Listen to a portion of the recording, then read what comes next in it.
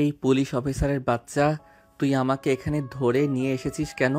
আমাকে আমার বাসায় দিয়ে আয়। কথাটা মুখ থেকে বের করতে দেরি হলো, কিন্তু প্রিয়াঙ্কা আশিকের গালে ঠাস করে একটা চড় বসিয়ে দিতে দেরি করলো না। আশিকের গালে ঠাস করে একটা চড় বসিয়ে দিয়েই প্রিয়াঙ্কা আশিককে বলতে লাগলো, ওই হারামজাদা ছোট লোকের বাচ্চা, তুই নিজেকে কি মনে করেছিস এই শহরের খুব কিছু? আমার কাছে তোর দাম একটা পিঁপড়ের সমানও নয়। এদিকে প্রিয়াঙ্কার থাপ্পড়ের গতি এতটাই বেশি ছিল যে আশিক প্রিয়াঙ্কার থেকে ছিটকে ফ্লোরে পড়ে যায়। কোনো রকমে নিজেকে সামলে নিয়ে উঠে দাঁড়ায়, আর তারপরেই প্রিয়াঙ্কার সামনে দাঁড়িয়ে প্রিয়াঙ্কার থুতনিটা ধরে বলতে থাকে, হাই হ্যালো অ্যান্ড আসসালামু আলাইকুম টু অল। আমি তোমাদের সকলের প্রিয় প্রিয়াঙ্কা বলছি। আমি জানি তোমরা আমাকে অনেক মিস করো এবং অনেকেই আমাকে মেসেজ করে বলো, আপু প্লিজ নিয়মিত কেন গল্প দিচ্ছেন না। তো তোমাদের সবার জন্য আমি একটা সুখবর নিয়ে এসেছি। তোমরা তো জানো আমার একটা হচ্ছে অফিসিয়াল চ্যানেল আছে, ভয়েস অফ প্রিয়াঙ্কা, এবং এইটার সাথে এখন আমি নতুন আরেকটা অফিসিয়াল চ্যানেল খুলছি, সেটার নাম হচ্ছে স্টোরি এক্সপ্রেস। তো আশা করি এখন থেকে দুই চ্যানেলেই তোমরা গল্প পাবে। মানে একদিন যদি ভয়েস অফ প্রিয়াঙ্কাতে আপলোড হয় তাহলে আরেকদিন স্টোরি এক্সপ্রেসে আপলোড হবে। মানে তোমরা আমার গল্প প্রত্যেক দিনই শুনতে পাবে আমার নিজের অফিসিয়াল চ্যানেল দুইটা থেকে। সো জিনিসটা কিন্তু খুবই সারপ্রাইজিং। তো আশা করতেছি তোমরা তাড়াতাড়ি করে সাবস্ক্রাইব করে দিবে। স্টোরি এক্সপ্রেস চ্যানেলটা ইউটিউবে সার্চ দাও, পেয়ে যাবে। আর না হলে হচ্ছে এই ভিডিওর ঠিক লিঙ্কে তোমরা পাবে, বা হচ্ছে কমেন্টে আমি পিন কমেন্ট করে দিব, তাহলে সেখান থেকেও তোমরা সাবস্ক্রাইব করতে পারো। সো দেরি না করে এক্ষুনি সাবস্ক্রাইব করে ফেলো স্টোরি এক্সপ্রেস। সবাই ভালো থাকবা, সুস্থ থাকবা। আল্লাহ হাফেজ, আই লাভ ইউ, বাই। এই অফিসার, তুই জানিস না আমার পরিচয়, তাই আমার সঙ্গে এরকমটা করতে পেরেছিস। আমি তোর সঙ্গে এমন কিছু করব যেটা তুই কল্পনাও করতে পারবি না। শুধু আমাকে এখান থেকে বের হতে দে। ও আচ্ছা, তাই নাকি? তুই আমাকে থ্রেট দিচ্ছিস? অন ডিউটিরত একজন পুলিশ অফিসারকে থ্রেট দিচ্ছিস? তুই জানিস আমি এক মুহূর্তের মধ্যে তোর কি অবস্থা করতে পারি? আমার ব্যাপারে তোর কোনো আইডিয়া নেই। তোর ব্যাপারে আইডিয়া নেওয়া আমার কাজ নয়। তোর মতো পুলিশ অফিসার আমি পকেটে বলে রাখি, আর তুই একটা সামান্য পুলিশ অফিসার হয়ে আমার গায়ে হাত তুলেছিস। তুই খুব বড় ভুল করেছিস, যেটা তুই সময়ের সাথে সাথে বুঝতে পারবি। ও আচ্ছা, তাই বুঝি? ভুল যখন করেছিস তখন ভুলের মাসুল তো দিতেই হবে। তা তোর জন্য কি করতে হবে বল শুনি। তোর কিছুই করতে হবে না, যা করার আমিই করব। তুই শুধু 10 মিনিট অপেক্ষা কর, আর তারপর দেখ তোর থানায় আমাকে ছাড়ানোর জন্য কে আসে। ও আচ্ছা, কোন দেশের মন্ত্রী মিনিস্টার আসবে তোকে সরানোর জন্য? আমি সেটার জন্যই অপেক্ষা করছি। তোর কোন বাবা আসে আমি তার সঙ্গে দেখা করার জন্য অপেক্ষা করছি। এই অফিসার, তোকে আমি এখনো বলছি, তুই কিন্তু খুব খারাপ করছিস। আমাকে এক্ষুনি ছেড়ে দে বলছি। প্রিয়াঙ্কা তখন আশিকের কথার কোনো উত্তর না দিয়ে কনস্টেবলকে ডেকে বলতে লাগলো, কনস্টেবল, ওরে হ্যান্ডক্রাফট পরিয়ে আমার টেবিলে নিয়ে আসুন। এই বলে প্রিয়াঙ্কা সেখান থেকে চলে গেল। আরে ভিউয়ার্স, গল্পের এত দূর পর্যন্ত চলে এসেছে, এখনো পর্যন্ত তো আপনাদের আমাদের গল্পের নায়ক নায়িকার পরিচয়টাই দেওয়া হলো না। তো ভিউয়ার্স, চলুন আপনাদেরকে আমাদের গল্পের নায়ক নায়িকার পরিচয়টা দিয়ে আসি, আর তারপর না হয় সম্পূর্ণ গল্প শুনি। আমাদের গল্পের নায়িকা প্রিয়াঙ্কা একজন পুলিশ অফিসার। সে পড়াশোনা শেষ করে এই বছরই পুলিশের চাকরিতে জয়েন করেছে, পুলিশের অফিসার ইনচার্জ। আর এদিকে আমাদের গল্পের নায়ক আশিক, সে বাবার বকে যাওয়া একমাত্র ছেলে। তার বাবার কোটি কোটি টাকার সম্পদ, যার কোনো হিসাব নেই, কিন্তু একমাত্র ছেলেকে তিনি মানুষ করতে পারেননি। সারাদিন মদের আড্ডা, জোয়ার আড্ডা, রাস্তাঘাটে সব অপকর্ম করে বেড়ানোর নামে আশিক। এদিকে প্রিয়াঙ্কা এই তো 1 সপ্তাহ হলো নতুন জায়গায় পোস্টিং হয়েছে। ফ্যামিলি ছেড়ে সে একাই আছে। এই শহরে তার জানাশোনা বলতে সেরকম কেউই নেই। প্রিয়াঙ্কার 2 বোন। তার ছোট বোন এই বছর ইন্টার প্রথম বর্ষে পড়াশোনা করছে, আর তার বাবা 2 বছর আগে ব্রেন স্ট্রোক করে মারা গেছে। এখন বর্তমানে প্রিয়াঙ্কাই হলো তার ফ্যামিলির গার্ডিয়ান, কারণ তার আম্মু তারপরও মারা যাওয়ার পর থেকেই ভীষণভাবে অসুস্থ হয়ে পড়েন। তিনি এখন শয্যাশায়ী। তো ভিউয়ার্স, অনেক কিছু তো বললাম, এবার চলেন মূল গল্পে ফিরে আসি, আর বাকি কথা না হয় গল্পের মধ্যেই জেনে নেবেন। এদিকে প্রিয়াঙ্কা আশিককে নিজের কেবিনে নিয়ে আসতে বলে। কেবিনে চলে আসে, আর তখনই সে অন্য একজন কনস্টেবলকে তার জন্য 1 কাপ গরম কফি বানিয়ে নিয়ে আসতে বলে। কফি নিয়ে আসার পর প্রিয়াঙ্কা কফি খেতে থাকে, আর এদিকে আশিককে তার সামনে একটা চেয়ারে বসিয়ে রাখা হয়েছে। আশিকের চোখ দিয়ে যেন আগুনের গোলা ঠিকরে পড়ছে। প্রিয়াঙ্কা আশিকের দিকে তাকিয়ে বলছে, জানি না তোরে কেমন বাবা মায় জন্ম দিচ্ছে। চেহারা দেখে তো মনে হয় ভালোই বড়লোক বাবার সন্তান, কিন্তু তোর আচার ব্যবহার আর ক্যারেক্টার এমন কেন? ওই মেয়ে, তোরে আমার ব্যাপারে এত এত ইন্টারেস্ট কেন? আমি কি তোর জামাই লাগি নাকি তুই আমাকে বিয়ে করবি? ওই হারামজাদা, তোর কোনো যোগ্যতা আছে আমাকে বিয়ে করার? আর তোর কি মনে হয় আমি তোর মতো একটা ক্রিমিনালকে বিয়ে করব, যে কিনা দিন রাত অপরাধ করে বেড়ায় আর যার কোনো জন্মের পর্যন্ত ঠিক নেই? তখনই আশিক চিৎকার দিয়ে বলতে থাকে, দেখ মাইয়া, তোরে এতক্ষণ ধরে সহ্য করতেছি আমি, কিন্তু আর সহ্য করব না। তুই আমার জন্ম নিয়ে কথা বলবি না। তুই জানিস না আমার বাবার পরিচয়? তুই যদি আমার বাবার পরিচয় জানতিস তাহলে আমাকে 10 বার সালাম দিয়া তারপর কথা বলতি। ও আচ্ছা, সেই জন্যই তো বলছি আমি তোর এখান থেকে কোথাও যেতে দেব না। ও আচ্ছা, সেই জন্য তো বলছি আমি তোরে এখান থেকে কোথাও যেতে দেব না। আমি দেখি তোর কোন বাবাই তোরে এখান থেকে ছাড়াইতে আসে।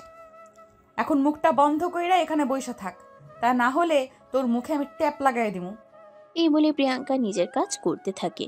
আর কিছুক্ষণের মধ্যেই কনস্টেবল এসে প্রিয়াঙ্কাকে খবর দেয়। ম্যাডাম, রায়হান চৌধুরী এসেছেন, আপনার সঙ্গে দেখা করতে চান। ওকে আমার কেবিনে পাঠিয়ে দিন। এবার সেই বুঝতে পারবি আমি কোন ধানের চাল। ও আচ্ছা, ঠিক আছে, দেখি তোর বাবায় কোন দেশের মন্ত্রী মিনিস্টার যাকে আমি ভয় পেয়ে চলতে হবে। আমি তোর বাবার সম্মুখীন হওয়ার জন্য প্রস্তুত, শুধু আসতে দে আমার সামনে। তারপর তাকে এমন সাবান ছাড়া ধুয়ে দিব না, আর কোনো দিন আমার সামনে এসে কথা তো দূরের কথা, দাঁড়ানোর সাহসটাও পাবে না। এই বলে প্রিয়াঙ্কা তার কেবিনে বসে থাকে। কিছুক্ষণের মধ্যেই কেউ একজন দরজায় নক করে বলতে থাকে, madam, may I coming? Yes. ও আচ্ছা, তাহলে আপনি সেই যেমন কুলাঙ্গার ছেলের জন্ম দিয়েছেন। বলতে বলতে প্রিয়াঙ্কা আশিকের বাবার দিকে তাকায়। আর আশিকের বাবা প্রিয়াঙ্কার দিকে চেহারাটা বেশ চেনা চেনা লাগছে, কিন্তু তারপরে তিনি চিনতে পারছেন না। তাই তিনি প্রিয়াঙ্কাকে জিজ্ঞাসা করলেন, ইফ ইউ ডোন্ট মাইন্ড, আপনার বাড়ি কোথায় জানতে পারি? এখানে ডিউটি করতে এসেছি, কারো কাছে নিজের পরিচয় দিতে নয়। হ্যাঁ, আমি সেটা বুঝতে পারছি, কিন্তু আপনি হয়তো ভুলে যাচ্ছেন আমি আপনার বাবার বয়সী ভাই। আমার সঙ্গে এরকম আচরণ করা থেকে বিরত থাকলে খুশি হব। আপনি আমার বাবার বয়সী এবং অন্য একজনের বাবা, তাই আপনাকে আমি যথেষ্ট রেসপেক্ট করি, কিন্তু এরকম কুলাঙ্গার ছেলের জন্ম দিয়েছেন যার জন্য আপনাকে সম্মান দিয়ে কথা বলতেও আমার একটু রুচিতে বাধে। শোনো, এসে ফাদার হিসাবে তোমাকে একটা অ্যাডভাইস দিই, পাপকে ঘৃণা করো, পাপীকে নয়। আমি জানি আমার ছেলেকে আমি সুশিক্ষায় শিক্ষিত করতে পারিনি। ছেলেটাকে একটু বেশি আদর স্নেহ ভালোবাসা দিতে গিয়ে একটু বেশি মাথায় উঠিয়ে ফেলেছি, যার ফল আমাকে এখন ভোগ করতে হচ্ছে। যদি আমার ছেলেটাকে এতটা আদর স্নেহ ভালোবাসা না দিতাম তাহলে হয়তো আজ আমার এই দিন দেখতে হতো না। By the way, that your matter. আমার বাড়ি ময়মনসিংহের নেত্রকোনায়। কিছু মনে করো না, তোমাকে আমার চেনা চেনা লাগছে। তোমার বাবার নাম কি আয়মান? হ্যাঁ, কিন্তু আপনি আমার বাবাকে কিভাবে চিনেন? বাই দ্য ওয়ে, আপনি আমার বাবার পরিচিত বলে এরকমটা মনে করবেন না আমি আপনার ছেলেকে কোনো পানিশমেন্ট না দিয়ে এখান থেকে ছেড়ে দেব। আরে না, তুমি ভুল কিছু ভাবছো। আরে না, তুমি ভুল কিছু ভাবতেছো। আমি তোমাকে সেরকম কখনোই বলবো না। আমার ছেলে অপরাধ করেছে, অবশ্য তার শাস্তি পাওয়া উচিত। কিন্তু আমি তোমাকে একটা কথা বলতে চাই। আমি তোমার বাবার বন্ধু। আমি সেই ছোটবেলায় একবার তোমাদের বাড়িতে গিয়েছিলাম। তোমার কি মনে আছে? তখন তুমি ক্লাস 5-এ পড়তে। আমরা তোমাদের এলাকায় ঘুরতে গিয়েছিলাম, আর সেখানে গিয়ে তোমাদের বাড়িতে গিয়েছিলাম, আর তোমাদের বাড়িতে 3 দিন থেকে ছিলাম। প্রিয়াঙ্কা বেশ কিছুক্ষণ চুপ করে রইল, আর তারপরেই বলতে লাগলো, ও আচ্ছা, তাহলে আপনি সেই আঙ্কেল। আমি চিনতে পেরেছি, প্লিজ বসুন। আপনার সঙ্গে এতক্ষণ বেয়াদবি করার জন্য আমি দুঃখিত। না, ঠিক আছে। আসলে আমার ছেলেটা ছোটবেলায় তার মাকে হারিয়েছে। তারপর থেকেই একা একা মানুষ করেছি। ব্যবসার সংসার সামলাতে গিয়ে হিমশিম খেয়ে উঠেছি। ছেলেকে আমি প্রপার টাইম দিতে পারিনি, আর যার ফল আমাকে এখন ভোগ করতে হচ্ছে। I am so sorry uncle, আমি বুঝতে পারিনি। আপনার সঙ্গে এতক্ষণ যে কথাগুলো বললাম তার জন্য আমি সত্যিই আন্তরিকভাবে দুঃখিত। আপনি প্লিজ আমাকে ক্ষমা করে দেবেন। আমি আপনাকে এই কথাগুলো এইভাবে বলতে চাইনি। আসলে আপনার ছেলেকে আজ যেখান থেকে অ্যারেস্ট করেছি আমি এই কথাগুলো না বলে পারছিলাম না। হ্যাঁ মা, আমি জানি আমার ছেলে অমানুষ বানিয়ে ফেলেছি, কিন্তু কি করব বলো? অ্যাজ এ ফাদার আমি তো আর তাকে মেরে ফেলতে পারি না। সে আমার সন্তান, তো তার ভালো মন্দ একবার করার দায়িত্ব আমার ছিল। কিন্তু এই মুহূর্তে আমি চারিদিক সামলে উঠতে পারছি না, আর ছেলের কথাও চিন্তা করতে গিয়ে দ্বিতীয় বিয়ে করিনি। আমি বুঝতে পেরেছি আঙ্কেল, আপনাকে হার্ট করার জন্য আমি দুঃখিত। প্লিজ আপনি আমাকে ক্ষমা করে দিবেন। এদিকে আশিক এতক্ষণ ধরে সব কিছুই চুপচাপ শুনছে। তখনই আশিকের বাবা আশিককে বলতে লাগলো, বাবা, তুই কি আর কোনোদিনও মানুষ হবি না? তোর জন্য আমি আর কত করব? আমি এইসব আর কিছু সহ্য করতে পারছি না। ব্যবসা ফেলে রেখে তোর পিছনে আমাকে ছুটে চলতে হয়। তুই তো এখন বড় হয়েছিস, এবার অন্তত নিজের ভালোটা নিজে বুঝতে শেখ। বাবা, আমি সেরকম কোনো কিছুই করিনি। তুমি এই মেয়ের কাছে কেন নত হয়ে কথা বলছো? ওর কত বড় সাহস তুমি জানো? ও আমার গায়ে হাত তুলেছে, আমি আর শেষ না দেখে ছাড়বো না। সে অন্যায় কিছু করেনি, সে অন্যায় কিছু করিনি। তুমি যেটা করেছো তার প্রাপ্য ফল তোমাকে দিয়েছি। তুমি যেটা যোগ্য সেটাই তুমি পেয়েছো। এখন ওকে দোষ দিয়ে তো কোনো লাভ নেই। বাবা, তুমি এই অফিসারের সামনে আমাকে অপমান করছো, এটা কিন্তু একদম ঠিক করছো না।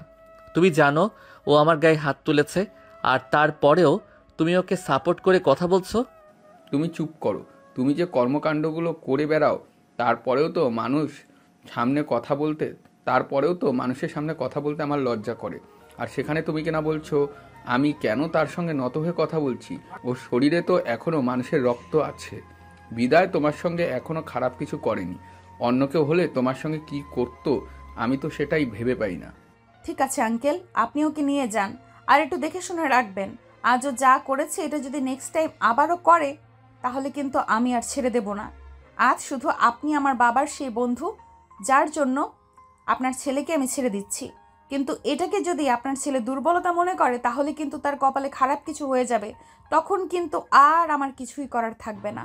আচ্ছা ঠিক আছে মা, আমি চেষ্টা করব, কিন্তু কতটুকু পারবো সেটা বলতে পারছি না। বাই দ্য ওয়ে, তোমার বাবার ফোন নাম্বারটা দেওয়া যাবে আমাকে? আসলে তোমার বাবার ফোন নাম্বারটা আমার কাছে ছিল, কিন্তু ফোনটা চুরি হয়ে গেছে। তারপর নতুন ফোন নেওয়ার পর অনেক চেষ্টা করেছি তোমার বাবার সঙ্গে যোগাযোগ করার, কিন্তু আর পারিনি। ও আচ্ছা ঠিক আছে, 01739। ধন্যবাদ তোমাকে, আমি তাহলে আসি। এই কথা বলে আশিকের বাবা আশিককে নিয়ে থানা থেকে বের হয়ে যায়। আর এদিকে থানা থেকে বের হওয়ার পরে আশিক তার বাবাকে বলতে থাকে, বাবা, তুমি এই মেয়েটার সামনে কেন নষ্ট হয়ে কথা বললে? তুমি জানো এই মেয়েটা আমার সঙ্গে কতটা খারাপ আচরণ করেছে। এই দেখো, আমার গালে 5 আঙ্গুলের ছাপ বসিয়ে দিয়েছে। প্লিজ আশিক, অনেক হয়েছে। তুমি এখন বড় হয়েছো, বোঝার চেষ্টা করো। আমাকে আর কত পরেশানি দিবা? আমি এসব কিছু আর নিতে পারছি না। তোমার তো এখন বয়স হয়েছে, ব্যবসা সামলাতে পারতে। তোমাকে সামলানো আমার জন্য দায়ী হয়ে গেছে। প্লিজ তুমি বোঝার চেষ্টা করো, এসব কিছু থেকে নিজেকে ফিরিয়ে নিয়ে আসো আর ভালো হয়ে যাও বলছি। বাবা প্লিজ, এসব ফালতু মাখা বন্ধ করো। টাকা পয়সা অর্থ সম্পদ তোমার তো অনেক আছে। আমিও যদি টাকা পয়সার পিছনে ছুটি তাহলে কি চলবে বলো? এখন তো নিজের লাইফটাকে এনজয় করার সময়, আর আমি সেটাই করছি। তাহলে তুমি কেন এটাকে মেনে নিতে পারছো না? দেখো, তুমি তোমার লাইফটাকে এনজয় করো, সে ব্যাপারে আমার কোনো দ্বিমত নেই। তুমি তোমার মতন থাকো, কিন্তু তুমি যেগুলো করছো এগুলো একদম ঠিক নয়। তুমি মদ জুয়া রাজনীতি নিয়ে মেতে থাকো, এগুলো একদম ভালো লাগে না। তুমি রাস্তার মেয়েদেরকে উত্তপ্ত করো, এগুলো একদমই ঠিক না। তাই বাবা হিসেবে তোমাকে বলছি, তুমি প্লিজ এগুলো থেকে বেরিয়ে আসো, এটা তোমার জন্যই ভালো হবে। এই বলে আশিককে নিয়ে গাড়িতে উঠে বসলেন। আর তারপরেই ড্রাইভার গাড়ি স্টার্ট করার কিছুক্ষণের মধ্যেই বাড়িতে এসে পৌঁছালো। আশিক বাড়িতে এসে মোবাইলটা অন করার পরপরই তার এক বন্ধু তাকে ফোন করে। কি রে, কি ব্যাপার দোস্ত? তোকে নাকি পুলিশ ধরে নিয়ে গেছে শুনলাম। হ্যাঁ, ধরে নিয়ে গেছিল, কিন্তু আটকে রাখতে পারিনি। আমি চলে এসেছি। দোস্ত, রাতে আমার বাসায় চলে আয়, রাতে বাসায় পার্টি দেব। দোস্ত, সেদিন রাতে তো তোর বাবা অনেক বকাবকি করছিল, কিন্তু আজ যদি আবার তোদের বাড়িতে আসি তাহলে যদি তোর বাবা আবার বকাবকি করে? আরে বেটা, কিছু হবে না, তুই চলে আয় তো। এত কিছু তোকে চিন্তা করতে হবে না, আমি সব সামলে নিব। এই বলে আশিক ফোন কেটে দিল আর রুমে এসে বিছানায় শুয়ে দিল একটা লম্বা ঘুম। বিকেল 5টার মতো বাজে। আশিকের বাবা আশিকের রুমে আসে, দেখে নাক ডেকে ঘুমোচ্ছে। এখনো গায়ে সেই সকালের জামা কাপড়গুলোই রয়ে গেছে, একটু গোসল পর্যন্ত করেনি। তাই আশিকের বাবা তাকে ঘুম থেকে ডেকে তুলল আর ফ্রেশ হয়ে আসতে বলল। বেশ কিছুক্ষণ পর আশিক ফ্রেশ হয়ে আসলে আশিকের বাবা নিজেই তাকে খাবার খেতে দেয়। আর তারপর তার পাশে বসে তার মাথায় হাত রেখে বলতে থাকে। দেখ বাবা, তোর মা আমাদের ছেড়ে চলে গেছে, অনেক বছর হয়ে গেছে। তারপর তোর ভাইয়ের কথা চিন্তা করে আমি আমার জীবনের কথা একটাবারও চিন্তা করিনি। আর এখন তোর চিন্তাই করছি। কিন্তু তুই কেন এরকম করছিস বল? তুই যদি আমাকে না বুঝিস তাহলে আমি কোথায় যাব? আরে বাবা, আমি তোমার কথা বুঝি বলেই তো তোমার টাকা পয়সাগুলোকে ধ্বংস করছি। কারণ তোমার এত এত কোটি কোটি টাকার সম্পদ, আমি যদি এগুলোকে শেষ না করি তাহলে কে শেষ করবে বলো শুনি? আশিকের বাবা আশিকের কথা শুনে খুবই হতাশ। তিনি কোনোভাবেই বুঝে উঠতে পারেন না তিনি এই বিপদগামী ছেলেকে কিভাবে ফিরিয়ে আনবেন, কিভাবে ছেলেকে আরেকটা সুস্থ স্বাভাবিক জীবন উপহার দিবেন। আদৌ এটা কোনোদিন সম্ভব হবে না, কোনোভাবেও এটা অসম্ভব। এসব চিন্তা করতে করতেই তিনি নিজের রুমে চলে যান। এদিকে রাত আনুমানিক 10টার মতো বাজে। তখনই হঠাৎ আশিকের বাবার মনে পড়ল প্রিয়াঙ্কার কাছ থেকে তিনি প্রিয়াঙ্কার ফোন নাম্বার নিয়ে এসেছিলেন। একবার কল দিয়ে খোঁজ নেওয়া যাক। যেমন চিন্তা তেমনই কাজ। আশিকের বাবা মোবাইলটা বের করে প্রিয়াঙ্কার বাবার নাম্বারে ফোন দিলেন। 2বার রিং হতে না হতেই প্রিয়াঙ্কার বাবা ফোনটা রিসিভ করলো আর অপর প্রান্ত থেকে বলতে লাগলো। আসসালামু আলাইকুম, কে বলছেন? ওয়ালাইকুম আসসালাম, আমি রায়হান চৌধুরী বলছি ঢাকা থেকে। আমায় চিনতে পারছিস? ও আচ্ছা দোস্ত, কেমন আছিস? বাই দ্য ওয়ে, তুই আমার ফোন নাম্বার কোথায় পেলি? আমি তো তোর আগের নাম্বারে অনেকবার ফোন দিয়েছিলাম, কিন্তু ফোন সুইচ অফ বলছিল, তাই পরে আর চেষ্টা করিনি। আসলে বেশ কয়েক বছর আগে আমার ওই ফোনটা চুরি হয়ে গেছিল। তারপর তোর সঙ্গে যোগাযোগ করার চেষ্টা করলেও আর করতে পারিনি। এর মধ্যে কাজের ব্যস্ততায় ছিলাম, তাই আর তোদের এলাকাতে যাওয়া হয়নি। যেখানে গিয়ে তোর সঙ্গে যোগাযোগ করতে পারিনি। বাই দ্য ওয়ে, কেমন আছিস? এই তো আলহামদুলিল্লাহ, আল্লাহর রহমতে ভালোই আছি। তোর কি অবস্থা সেইটাই বল। ভাবি আর বাচ্চা কেমন আছে? কি আর বলবো দোস্ত, তোর ভাবি তো প্রায় 10 বছর আগেই মারা গেছে। তোদের ওখান থেকে ফিরে আসার কয়েক মাস পরেই ছেলেটা আছে আমার কাছে। তবে আমার দুর্ভাগ্য কি জানিস, ছেলেটাকে আমি মানুষ করতে পারিনি। ওহো, এটা তো খুবই দুঃখজনক কথা। আবার ছেলে এখন কোথায় আছে? পড়াশোনা কি শেষ করে? আরে তুই যে কি বলিস না, পড়াশোনা শেষ করবে, ইন্টার পাস করার পর তো আর তার থেকে পড়াশোনাও কন্টিনিউ করতেই পারেনি। ভার্সিটিতে অ্যাডমিশন করেছিলাম, কিন্তু একদিনও ক্লাস করেনি। তোর মেয়ে তো মাশাল্লাহ বড় হয়ে গেছে, দেখতে একদম তোর মতোই হয়েছে। হ্যাঁ, কিন্তু তুই আমার মেয়েকে কোথায় পেলি? আরে ভূত, তোর মেয়ে যে পুলিশের চাকরি করে, সে বর্তমানে যে এলাকায় পোস্টিং পেয়েছে সেটাই আমার এলাকা। ও আচ্ছা আচ্ছা, তাহলে এই ব্যাপার। তাহলে তো ভালোই হলো। আবার আমার মেয়েটাকে একটু দেখে রাখিস। আমার মেয়েটা না আবার প্রচন্ড রাগী আর জেদি। একে তো করে পুলিশের চাকরি, যদি কেউ কোনো অপরাধ করে ফেলে তার সামনে, তাহলে আর কোনো রক্ষা নেই। হ্যাঁ হ্যাঁ, সেটাই তো আজ দেখতে পেলাম। আসলে আমার ছেলেকে একটা কারণে তোর মেয়ে গ্রেফতার করে থানায় নিয়ে গিয়েছিল, আর তারপর ছেলেকে ছাড়তে গিয়ে সেখানে তোর মেয়ের সঙ্গে পরিচয় হলো। ও আচ্ছা, তাহলে তো ভালোই হলো। যেহেতু আমার মেয়েটা তোর এলাকায় আছে, তাহলে কোনো ঝামেলা করলে একটু খেয়াল রাখিস, কেমন? সে তো অবশ্যই রাখবো। আচ্ছা, তুই একবার ভাবিকে নিয়ে আমাদের বাসায় আয়, তোকে একটু দেখতে খুব মন চাইছে। আমি তো ব্যবসার কাজে ব্যস্ত আছি, তাই তোকে আসতে বললাম। প্লিজ তুই কিছু মনে করিস না। আরে না না, সেরকম কোনো ব্যাপার না। আমিও ভাবছিলাম এই সপ্তাহেই একবার মেয়ের কাছে বেড়াতে আসবো। আর এখন যেহেতু তুই ওই এলাকাতেই থাকিস, তাহলে মেয়ের কাছে বেড়াতে আসলে তোকে তো দেখে আসতে পারবো। তাহলে তো ভালোই হবে। আচ্ছা ঠিক আছে, তাহলে চলে আয়। আর যেদিন আসবি আমাকে ফোন করে আসিস, আমি নিজে তোকে স্টেশনে রিসিভ করতে যাব। আরে তুই বাসে করে কেন আসবি? আমি গাড়ি পাঠিয়ে দিচ্ছি, তুই গাড়িতে চলে আসবি। যেদিন আসবি তার আগের দিন আমাকে ফোন করিস। আরে না না, সেটার কোনো প্রয়োজন হবে না। আমি বাসে করে চলে আসতে পারবো। অযথাই তোর প্যারা নিতে হবে না। আমি এসে তারপর তোকে ফোন করবো নি, কেমন? আরে না, এরকম হয় নাকি? তুই আমার বন্ধু, আর তুই আমার বাসায় আসবি, সেখানে তোকে বাসে করে আসতে হবে, এটা তো হতে পারে না। আমার নিজের গাড়ি আছে, আমি ড্রাইভারকে বলে রাখবো, তুই আসার আগের দিন ফোন দিবি, আমি গাড়ি পাঠিয়ে দেবো। আচ্ছা ঠিক আছে, তুই যখন মানবি না তাহলে আমি ফোন করবো নি। এই বলে বেশ কিছুক্ষণ গল্প গুজব করে আর তারপর ফোন রেখে দেয়। এদিকে এরপর কেটে যায় 2 দিন। প্রিয়াঙ্কার বাবা প্রিয়াঙ্কাকে ফোন করে। কিরে মা, কেমন আছিস? কদিন ধরে সেরকম ফোন কল করছিস না। আসলে বাবা, তুমি তো জানোই আমার নতুন জায়গায় পোস্টিং হয়েছে, এখানে একটু কাজের চাপ বেশি, তাই সময় বের করে তোমাকে ফোন করা হয়ে ওঠে না। যাই হোক, কেমন আছো? এই তো আলহামদুলিল্লাহ, আল্লাহর রহমতে ভালোই আছি। আমি কাল তোর ওখানে আসছি। হ্যাঁ আচ্ছা ঠিক আছে, তুমি স্টেশনে এসে পৌঁছানোর আধা ঘন্টা আগে আমাকে ফোন দিয়ে জানিয়ে দিও, আমি তোমাকে রিসিভ করতে যাব। সেটার কোনো প্রয়োজন হবে না রে মা। রায়হান আঙ্কেল বলেছে আমার জন্য গাড়ি পাঠাবে। কেন? উনি কেন গাড়ি পাঠাবেন? তুমি বাসে করে আসবে আর আমি তোমাকে রিসিভ করতে যাব। তোমার কাছে কে বেশি ইম্পর্ট্যান্ট, আমি নাকি উনি? আরে না, এভাবে বলে না। ও আমার ছোটবেলার বন্ধু। ওর সঙ্গে সেই ছোট্টবেলা থেকে আমার সম্পর্ক। এতদিন যোগাযোগ বন্ধ ছিল, তাই তার সঙ্গে সেভাবে কথা বলা হয়ে ওঠেনি। এখন আবার যোগাযোগ হয়েছে, তাই সে অনেক রিকোয়েস্ট করে বলেছে সে ড্রাইভার পাঠাবে গাড়ি দিয়ে, আমি যেন তার গাড়িতে করেই ঢাকায় পৌঁছাই। প্লিজ মা, তুমি মন খারাপ করিস না। আমি তোর বাবা, সারা জীবন তোর বাবা হয়েই থাকবো মা। আচ্ছা ঠিক আছে, সাবধানে আসবে, আর রাস্তায় কোনো সমস্যা হলে সঙ্গে সঙ্গেই আমাকে ফোন করবে। আচ্ছা ঠিক আছে। এই তো আমার লক্ষ্মী মেয়ের মতো কথা। আমি জানি আমার মেয়ে সবকিছুই বুঝবে এবং সবকিছুই নিজের মতো করে হ্যান্ডেল করবে।